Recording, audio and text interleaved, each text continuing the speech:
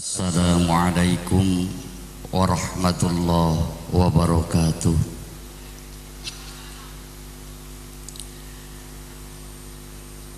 Alhamdulillahillazi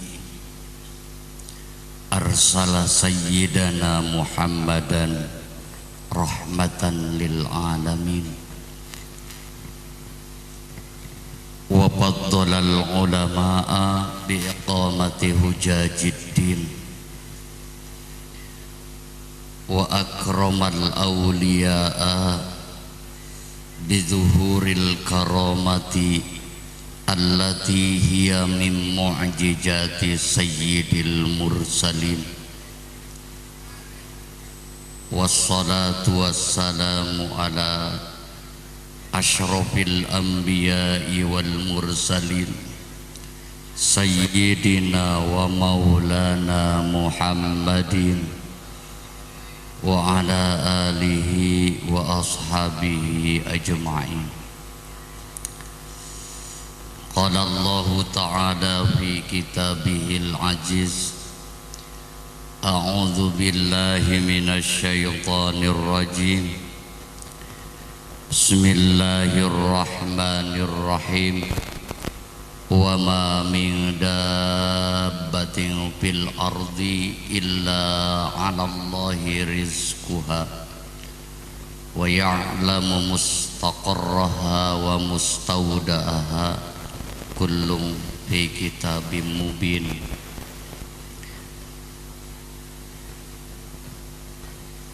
Sana Bapak Kepala Desa Karangbaru anu dipihormat,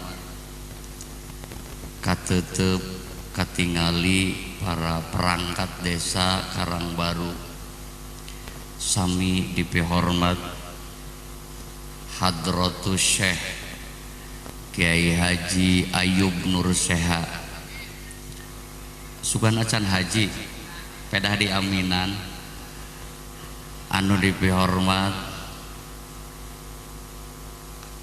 Sahibul Hajat kersana Bapak Aji Maulana kali Ibu Titin Suhartini, anu dipihormat hadirin wal hadirat rahimakumullah. Urang sanggakeun puja puji syukur ka Allah anu alhamdulillah kita sudah melewati berbagai ujian anu tadi tos didugikeun ku paku, ujian bentuk ancaman kesehatan, loba anu gugur karena pandemi. Alhamdulillah urang masih salamet.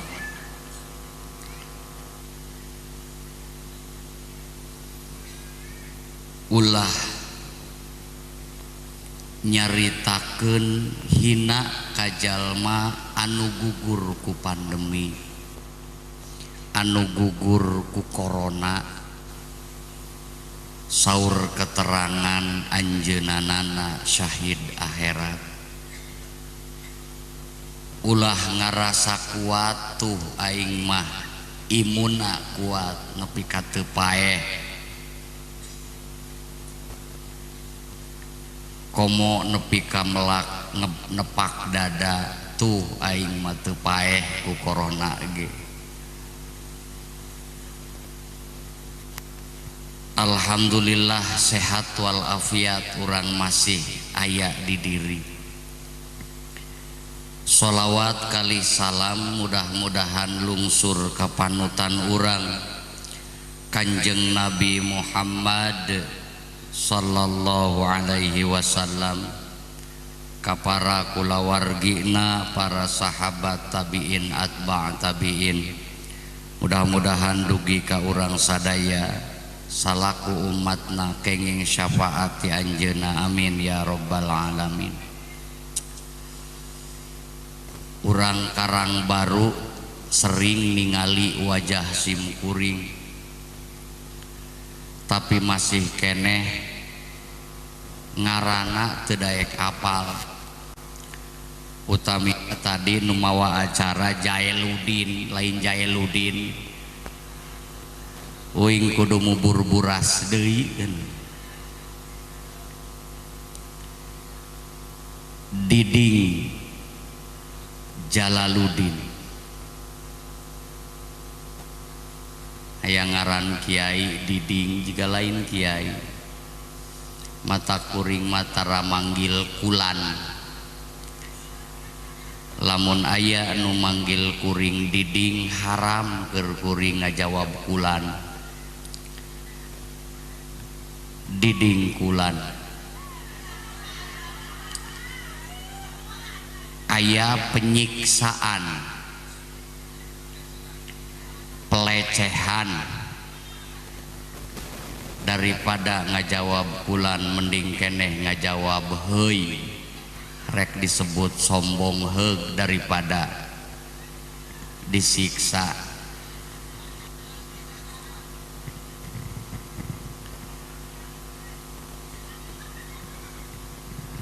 Biasana lain didin tapi diding, biasana lain diding tapi didin. Didin Jalaluddin ngepas jigana. Tapi kunaon jadi diding nun mati mayunan jim ikhfa. Jadi diding Jalaluddin. Kahartos Pak, kahartos Bu. Jadi lamun manggil sim kuring diding moal ngajawab kulan. Memeh tuluy maca, memeh tuluy ngaji, urang doakeun mudah-mudahan anu nembe dihitan cep milki mubarok. Urang jan mudah-mudahan anjeunna sing disehatkeun jasmanina, disehatkeun ruhanina, dicagerkeun awakna, dicaangkeun hatena, dijembarkeun dadana. Allah jantenkeun anjeunanana murang kalih anu soleh. Amin amin ya rabbal alamin. Kunaon sim kuring rada leuleus nyaritana, mun jalma bener mah rada gering, mun jalma bener mah rada gering. Hadirin rahimakumullah, Allah sumanggem anu tadi didugikeun, wa ma min dabbatin fil ardi illa 'alallahi rizquha. Sadaya anu ngarayap di luhureun bumi Allah pasti ngarizkian.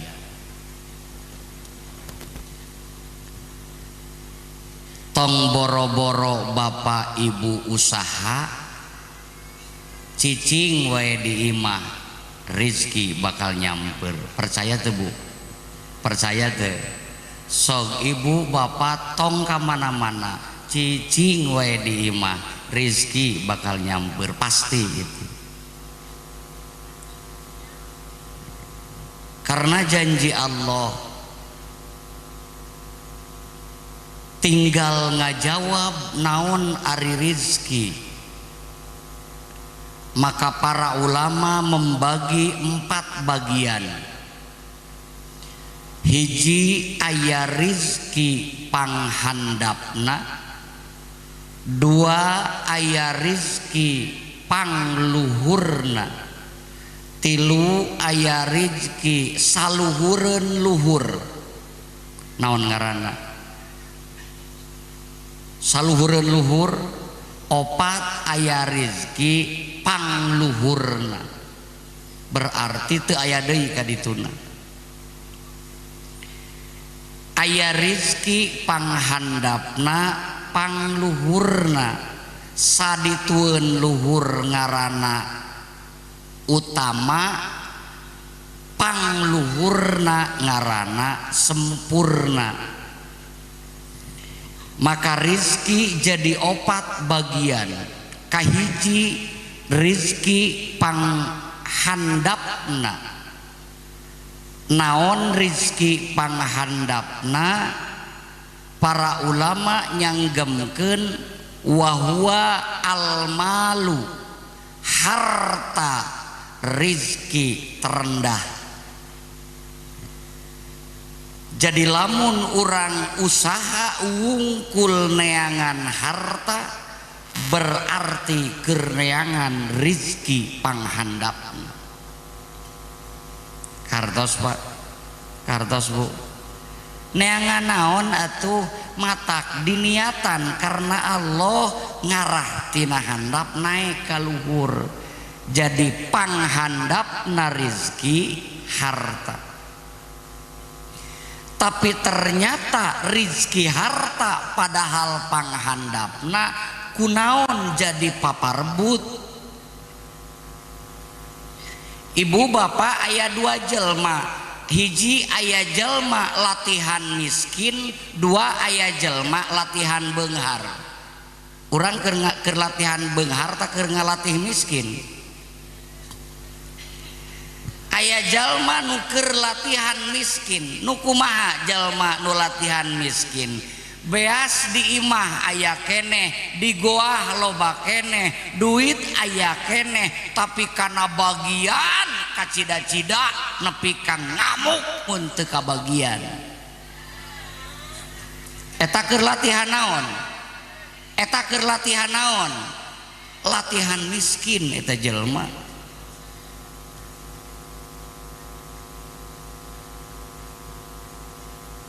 Teu pernah ningali batur anu ripuh karena bagian tuluy ditanyakeun,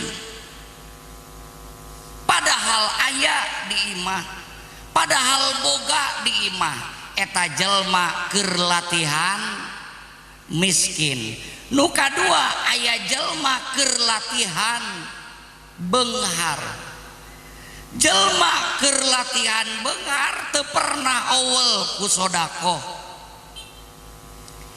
Ibu bapak hadirin rahimakumullah, urang lalajo sabaratus tahun ke belakang aya Syekh Jainuddin Al-Malebari.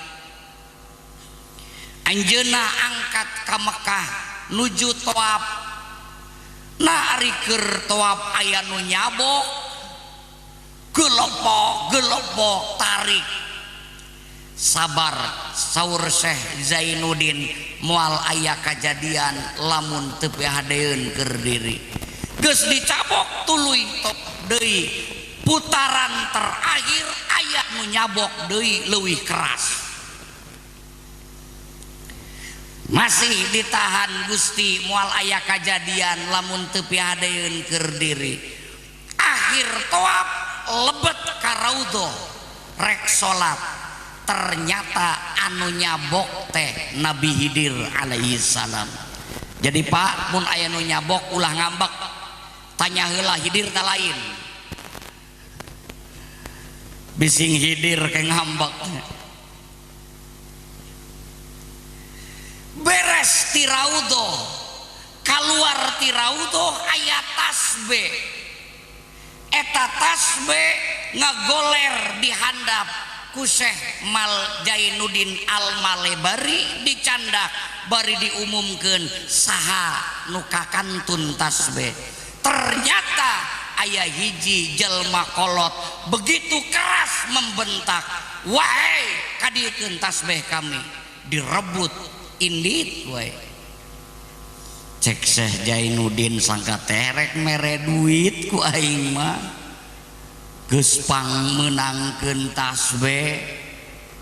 Jadi lamun ibu bapak barang panggih di jalan tuluy pangkapanggihan nu bogana bikin muncul perasaan moal aya kajadian lamun teu pihadeun keur diri. Uih Syekh Jainuddin kalemburna pas lembur kadi lemburna keur kajadian gempa bumi sehingga Syekh Jainuddin Al-Malebari terdampar kahiji pulau, terdampar kahiji pulau. Sabada siuman beres ternyata pulau eta pulau anu keur ngabutuhkeun para kiai. Akhirna Syekh Jainuddin Al-Malebari harita didinya ngawulang. Di tengah-tengah perjalanan Syekh Jainuddin ditawaran pipa majikaneun. Syekh hayang pamajikan teu. Ibu bapak hadirin rahimakumullah, simkuring sering nyarita ari nikah 3 N, hiji nikmat, nu kadua hiji nun, nu kadua kap, 3 A. Nikah nikmat, kulantaran nikah teh nu kabayang nikmat, maka tong boro-boro anu can kawin, nu geus kawin ge harayang deui kawin teh. Bener teu Pak?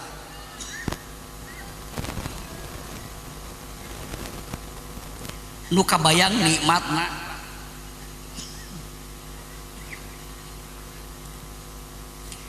Syekh Jainuddin ditawaran, Syekh butuh pipa majikaneun teu? Saur Syekh aya teu? Aya tuh anak yatim.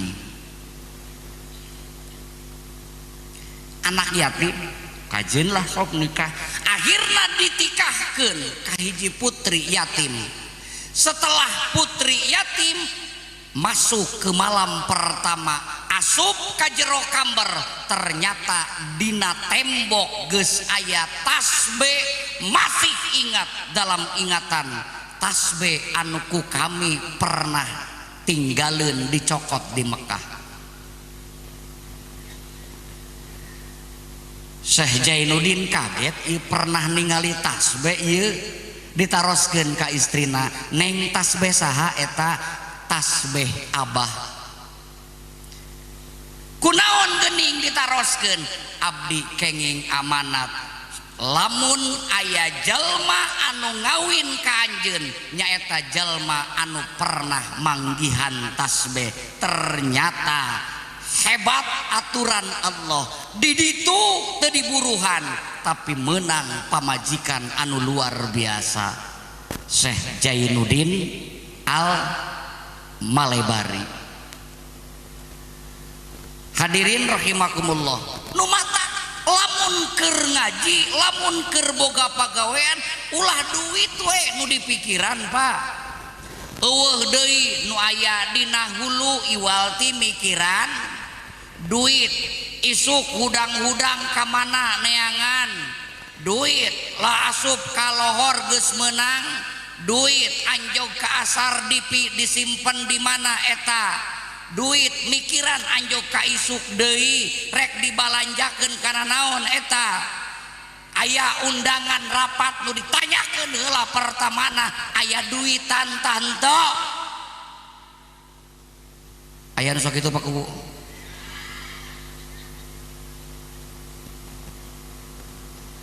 Tuluy duit nu aya dina sirah eueuh deui iwal salian ti duit. Padahal duit tidak teu bareukieun ieu hayam teh Bu. Begieun teu hayam kana duit. Teu. Aya duit 1 juta dirikes-rikes dihijikeun kana beas diawurkeun ka hayam, hayam mayuk mancokan naon? Geuning teu macokan duit. Padahal mun macokan duit menang hiji, menang beas ngayah.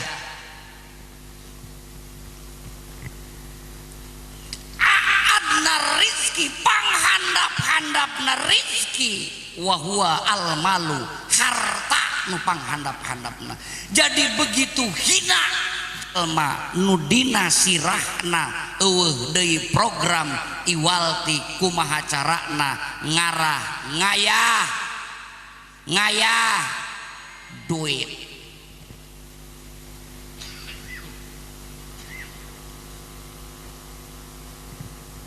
Lain teu meunang ngayah duit ngan ulah jadi tujuan sing raripuh. Akhirna gara-gara duit sadayana karena duit moal mangkat lamun can katingal duit. Tadi aparat desa aya undangan rapat, nanyakeun heula ka Paku aya duit tante. duitan moal aya duitan mangkatna karena duit. Tingali ibu MUI Kecamatan Ciwaru 8 tahun lebih digelar pengajian Rotibul Haddad. Setiap malam Rebo para kiai hadir tanpa berpikir duit.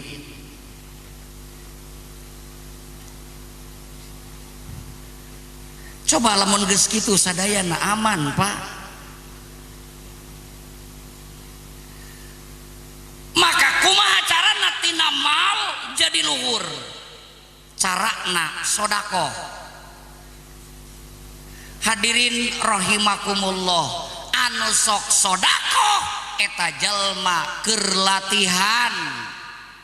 latihan beunghar. Nu tara sodakoh eta jalma keur latihan miskin. Liwat kotak amal neangan anu pang gedena pang leutikna.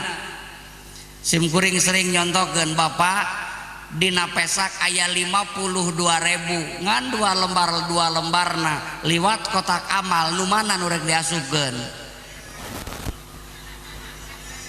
Nu 2.000 ngan aya 2 aya 50.000 jeung 2.000 geus atuh beak 5.000 beak 2.000 asup kana kotak amal. Bapak bae kaondangan dipanggil ku sinden rek mikeun nu 2.000 ta 50.000.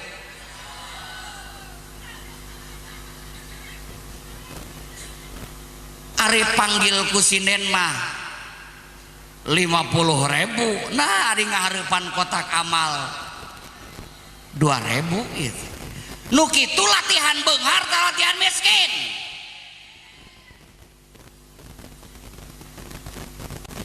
Lain teu meunang Pak barang bere lain. Sementara sodakoh ka masjid boga hate nulungan agama Allah tak salah. Allah maha beunghar. Jadi lamun tujuan sodakoh rek nulungan agama Allah total salah. Keur naon sodakoh? Keur nulungan diri sorangan, lain nulungan agama Allah.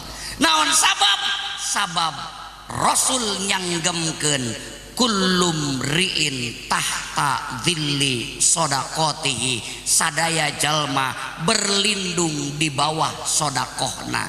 Jadi lamun sodakohna haye bae 2.000 maka perlindungan itu perlindungan tipis. Bada ditayekeun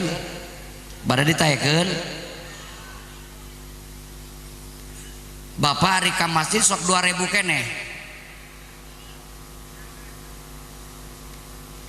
Sim kuring sering nyarita Jumat teh yeuh tingali pamajikan aya boga anak 3 berarti anakna 3 bapana salakina anak 3 beres 1.000-an ewang jadi sabaraha 5.000 osok itu koret. Bahkan kuring sering nyontokeun padahal ngan aya 52.000 nah nu diasupkeun salah sangkat teh nu 2.000 ari praktek 50.000 katingali nolna keur di tengah-tengah liang didedatkeun tadi cabut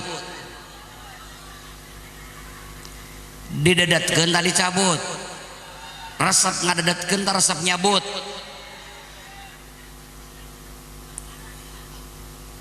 Salah ngasupkeun rarasaan teh nu 2.000 ari praktek 50.000 mikir panjang rek didedatkeun rek dicabut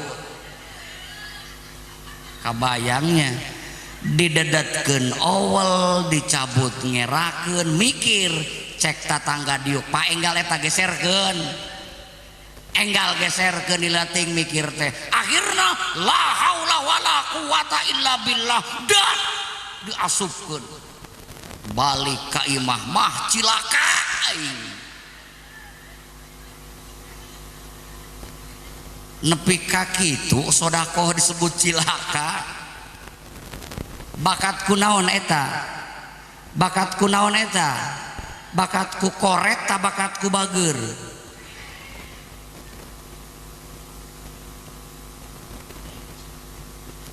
Kullu mri'in tahta dhilli sodaqatihi, sadaya jelma berlindung di bawah sodakohna. Bahkan kadieuna dawu mardhakum bis sodaqah, obatan anu gering teh ku sodakoh.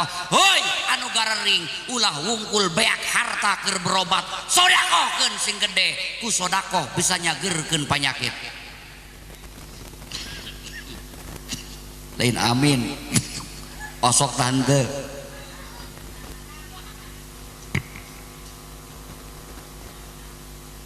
Ulah beak kabeh harta teh ku berobat, pake jalur tawassul da Rasul anu nyanggemkeunna dawu mardokum bis sodaqah, obatan anu gering ku sodakoh. Berarti sodakoh bisa jadi obat anu ampuh keur jelma anu teu damang. Siap siap siap naon sodakoh tina rizki nu panghandapna Pak.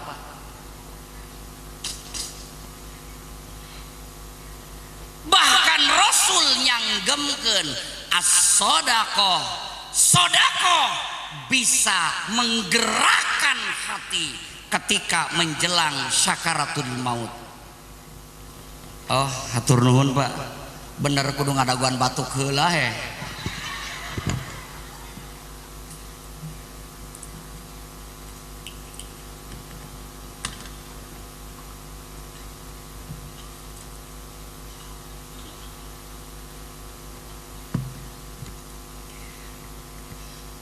Bahkan Rasul nyanggemkeun Bapak, tidak ada masalah manusia yang lebih rumit, yang lebih sulit kecuali ketika menghadapi syakaratul maut. Bapak Ibu sok ningali jalma nu rek paeh rek paeh poho deui rek maot, burial buncelik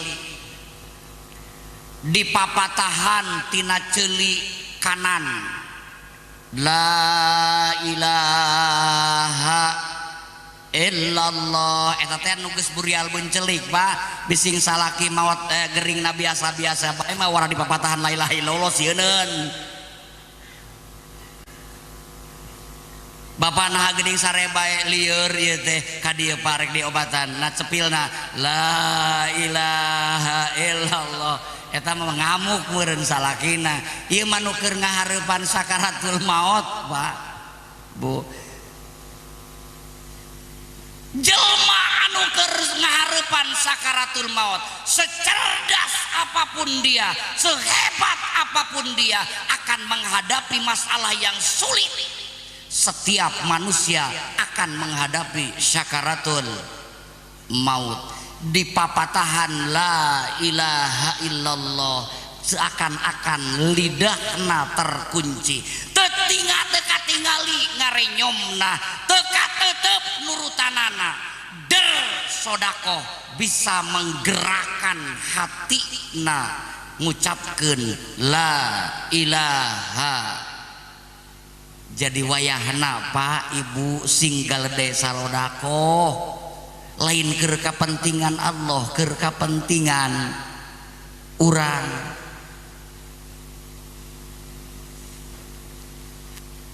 Hadirin rahimakumullah, nu kadua anu bakal ngaluhurkeun tina rizki panghandapna kahiji sodakoh, kadua pake ibadah salat. Rasul nyanggemkeun man hafadha sholawatil khamsi akramahullahu bi khamsi hisalin. Sajalma anu teu pernah ninggalkeun salat, lohor dilakukeun, asar dijalankeun, maghrib dilaksanakeun, isya dilaksanakeun, subuh nepi ka sadaya nu 5 waktu teu pernah tinggal, Allah bakal mere 5 kemuliaan.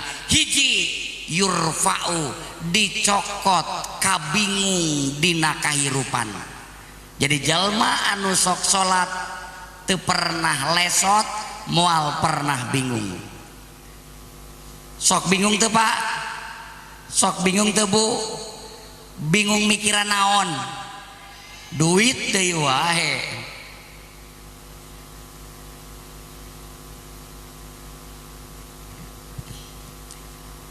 Yurfa'u daikul aisi, Rasul nyanggemkeun jelma anu teu pernah lesot salat 5 waktu dijamin moal pernah aya kabingung ku kahirupan enteng.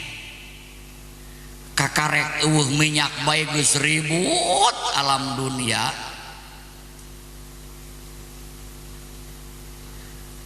Jelma nu sok salat teh lieur Pak.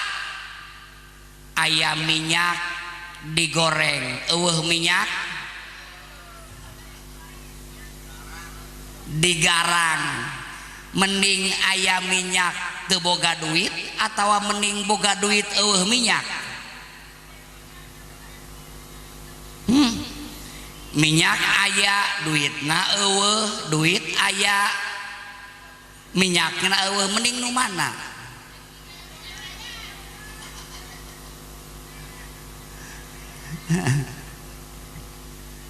Jadi jalma anu salatna teu pernah katinggalin moal pernah bingung ngahareupan kaayaan jiga kieu. Gusti nuhun Gusti abdi kabagi bantuan ti pemerintah. Nuhun Gusti tambah syukuran abdi. Lamun abdi teu kabagi nuhun Gusti abdi teu kabagi, berarti abdi rek dijadikeun jalma beunghar. Osok itu tara.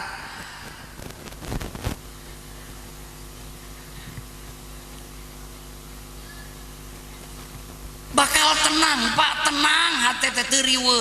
Kabagi nuhun pakuwu abdi tos kabagi.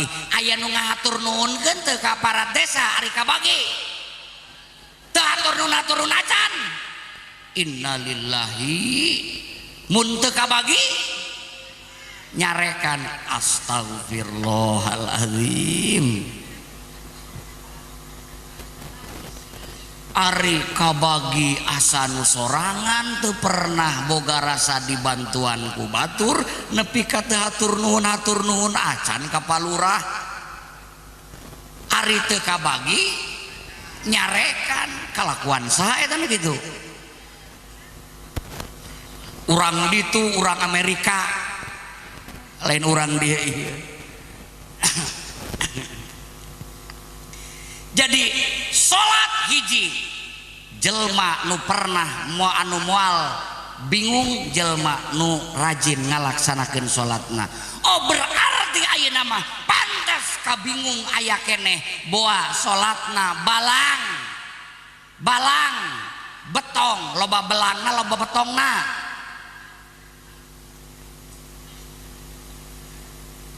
Jaminan Rasul. Nu kadua jelma nu teu pernah ninggalkeun salat, nu nomor kadua bakal dicabut siksa kubur.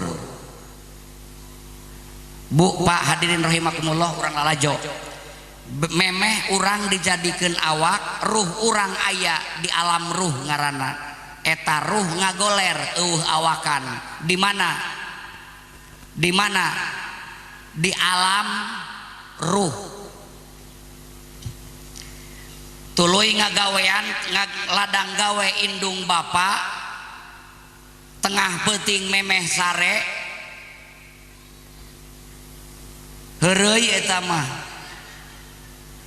tengah haja ujug-ujug melendung wae dina patuangan. Eta bayi nang nyieun indung bapana tanang nyieun saha? Tanang nyieun Allah. Abdi yakin lamun ibu bapa bisa nyieun bayi moal dijadikeun anak-anak nu beungeutna karawas kieu.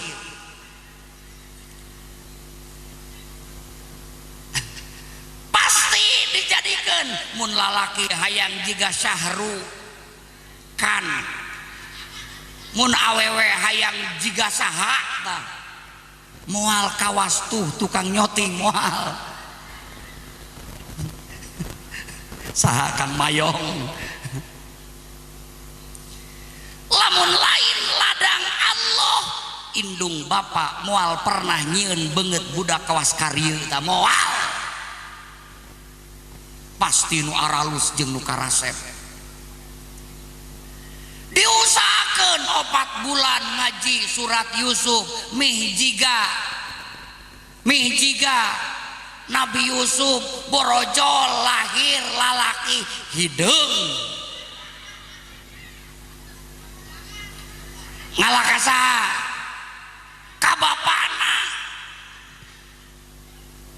da aneh mun aya bindung bapana goreng ari anakna kasep eta ngalakasa kata tanggana boa.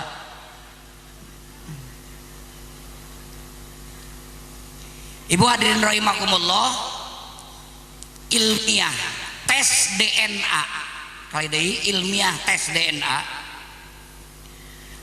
lamun budak lahir beungeutna 50-50 50% ngalak ka bapakna 50% ngalak ka indungna. Ahlakna ibu 70% ngalak ka bapana 30% ngalak ka indungna. Jadi lamun aya budak bangor ngalak ka saha? Ngalak ka saha? Mun budak pinter ngalak ka saha?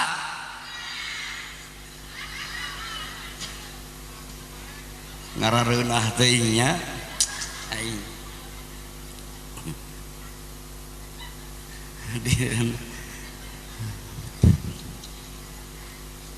Jadi lamun aya budak nu kaditu kecerdasan nu terakhir kecerdasan 60% ngalak ka indungna 40% ngalak ka bapana. Berarti lamun bapak boga anak pinter kade lain ngalak ka bapak ka pinteranana ngalak ka saha?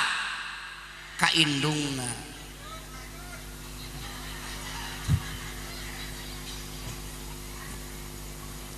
Antak ulah ba ibu kuring nu pangheula-heula na nyeri hate lamun aya bapakna selingkuh pangheula-heula na kuring nu nyeri hate. Aya teu bapa nu selingkuh endi jelmana?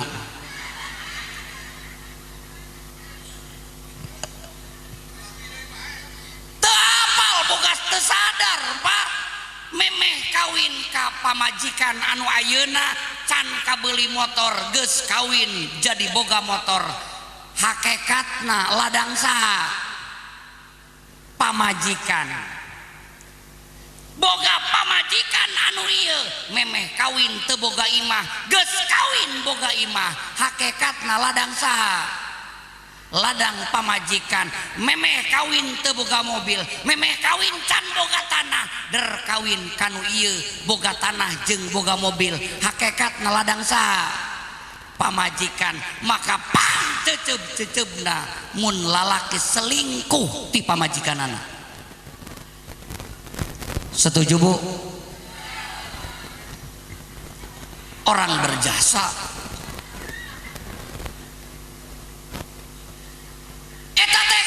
hiji Pak boga pamajikan boga imah hiji tambah pamajikanana mih boga 2 imahna.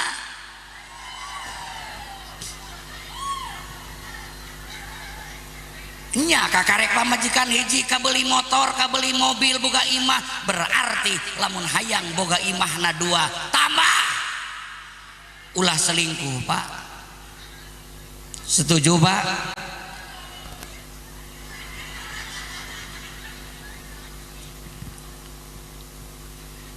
Jadi nomor ka sabaraha tadi teh salat teh keur nyaritakeun salat pertama di alam naon tadi? Di alam ruh aya ruh ngagoler awakan di ditu di alam ruh karena pagawean indung bapa syariatna jadi we hamil kakarek awakna dibentuk di mana ruhna dicandak ku malaikat Ijroil di alam ruh diasupkeun sup dina 4 bulan berarti awak mulai aya di alam rahim tapi can sempurna.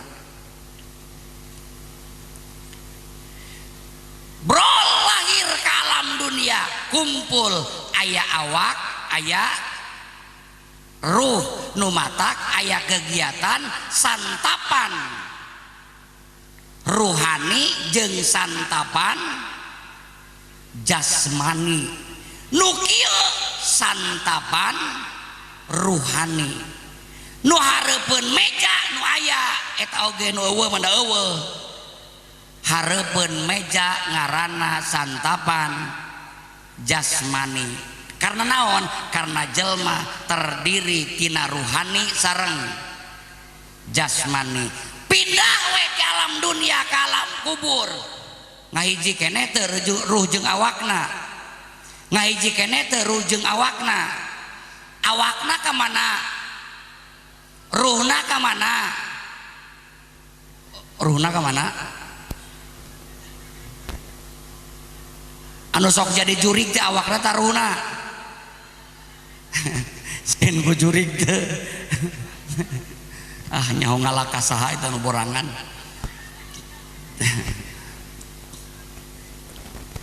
Hadirin rahimakumullah. Ruhna ka mana lamun maot? Ka alam. Ka alam kubur. Awakna ka mana? Dikubur. Awakna dikubur, Pak. Maka sunnah didinya santosna dikubur aya sunnah talqin. Naon ari talqin? Mapatahan mayit. Jadi ari talqin teh lain mapatahan nu hirup, Pak. Bising aya jelma anti talqin. Sakali deui sing aya jelma anti talqin. Talqin teh diajarkeun. Talqin teh mapatahan anu maot. Kadengeun anu maot kadenge, Pak. Jadi lamun awakna dikubur, si mayit disangarepkeun ka mana? Ka kulonnya, Pak. Nu sok ngurus mayit dikitukeun sanes si mayit teh. Maka anu talqin posisina di belah kulon, nya ngarep ngetan. Jadi seakan-akan keur ngobrol. Hiji keterangan ketika mayit ditalkin maka jasadna bakal hudang candukul di jero kubur. Candukul mayun kasa mayun anu talkin cirina sakabeh tulang belulang sok kumpul di hiji titik tengah raya, berarti mayit ditalkinan pindah candukul. Pertanyaan pertama, man rabbuka, siapa Tuhanmu?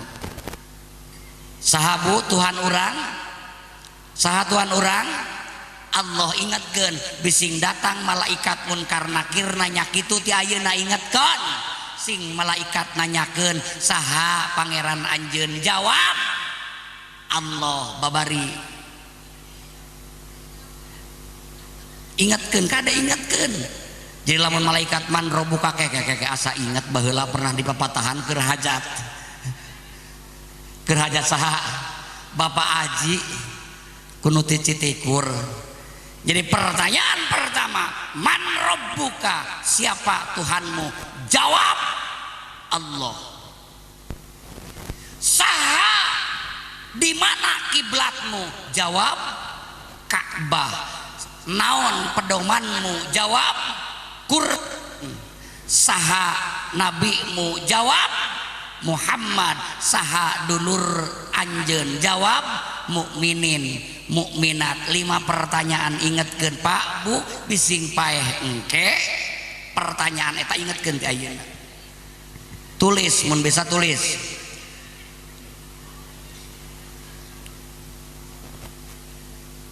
Kema poho deui nya. Hadirin rahimakumullah, datang malaikat munkar nakir dengan segenap pertanyaan. Sayyidina Umar tos pupus, Sayyidina Ali tiasa ngobrol jeung Sayyidina Umar, da waliullah Sayyidina Ali teh. Cik hayang nyaho euy, Umar di jero kubur kumaha? Jawabna ku Sayyidina Ali, nuju naon anjeun Umar? nuju aya di alam kubur. Datang teu malaikat munkar nakir dongkap. Naon pertanyaan anak? Man robbuka nu 5 tadi. Dijawab ku maneh Umar, cek kami. Wahai munkar nakir, ente nanya nu kitu kabelah ka jalma kawas kieu. Balik ka ditu.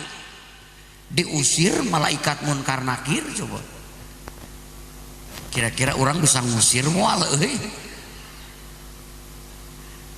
Hebatnya waliullah. Nu mata ketika datang malaikat munkar nakir bergetar awak, maka hadir sholat sebagai penyelamat siksa di alam kubur. 2 itu can anjok jam sabarapa Bu? Perjanjian jeung paku jam 9:30 aing paku ngaleuwihan ya. Hadirin rahimakumullah. Rizki panghandapna naon? Rizki panghandapna naon? Harta panghandap-handapna rizki harta. Nu matak taekeun gelarna hiji ku sodaqoh ngarah harta posisina aya di luhur.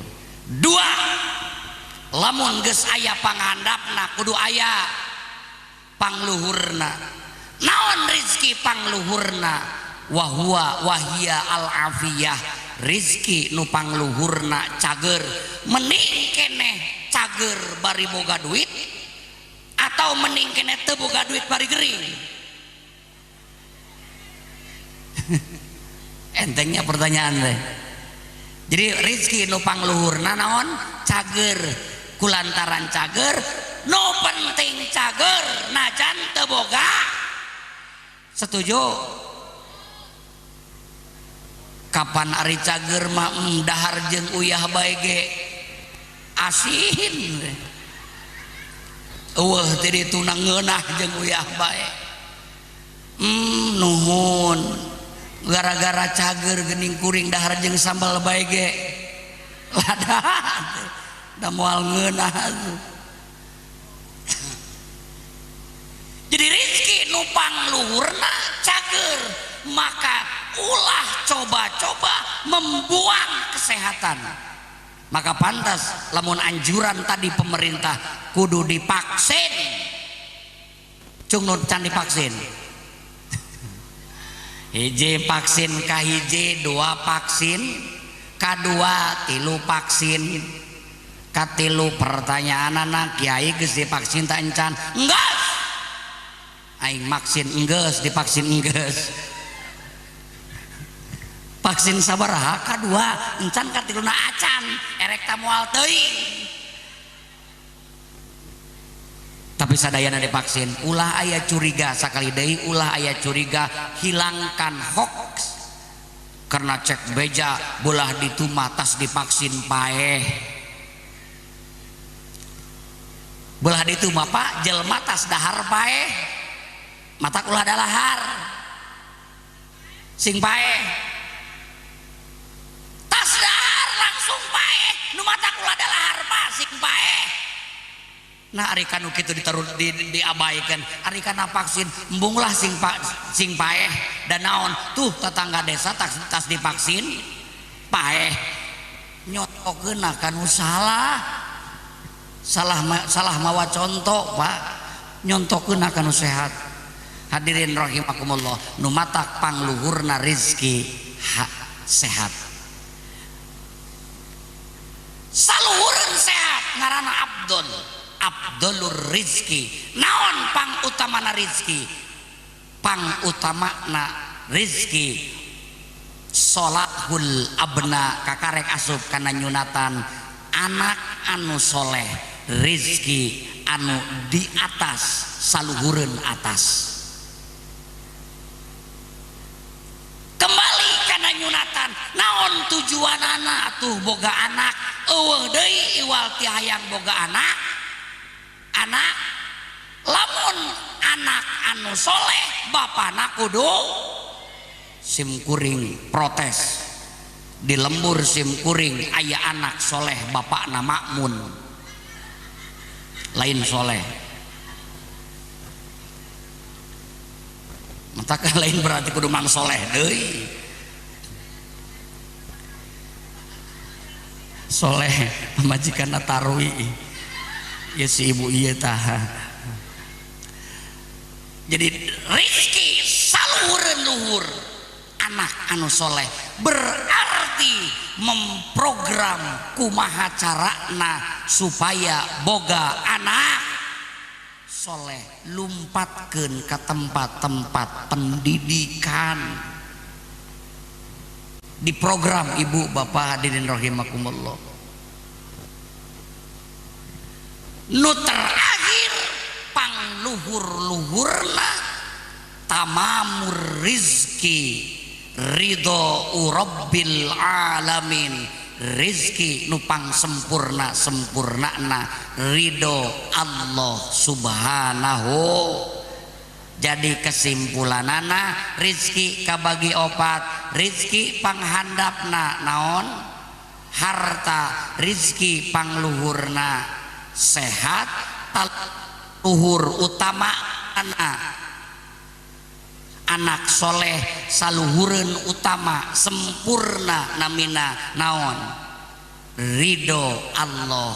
Opat tingkatan rizki insya Allah dimiliki ku Bapak Aji khususna umumna ku sadayana hadirin, amin amin ya robbal alamin. Sakitu anu kapihatur ibu bapak hadirin rahimakumullah. Memeh sim kuring mungkas mudah-mudahan sadaya pengorbanan nu gaduh hajat memang aya nu dikorbankeun, aya loba. Naon nu dikorbankeun? Cek kolot lamun ngimpi menang lauk rek naon? Rek naon? Paingan kamari kuring ngimpi menang lauk gede. Boa ayeuna kapanggihna. Boa ngimpina mah kamari Pak Kubu. Urang doakeun mudah-mudahan sadaya pengorbanan sahibul hajat digantos ku Allah ku gentosan nu berlipat ganda, amin. Kaberkahan kasalamatan mudah-mudahan nyarengan anjeunana khususna umumna urang sadayana. Jang milki oge sadaya pala putra urang nu keur dialajar, mudah-mudahan Allah jantenkeun urang kali soleh soleha, amin ya rabbal alamin. Bapak ibu nu keur arusaha mudah-mudahan dijembarkeun rizkina, disalametkeun badana. Ibu bapak nuju tatanen mudah-mudahan sing hasil dina tatanena sadaya karena Allah subhanahu wa ta'ala. Bapak ibu nu janten pejabat mudah-mudahan Allah berkahan dina amanahna sehingga Allah tetap bimbing salamihna ka urang sadaya ku hidayah sareng taufikna, amin ya rabbal alamin. Ala hadhihi niyah wa ala kulli niyatin shalihah wa ila hadrati sayyidina Muhammadin sallallahu alaihi wasallam wa ala alihi wa ashabihi wa ahbabihi wa azwajihi wa dhurriyyatihi wa ahli baitihil kiram lahumul fatihah.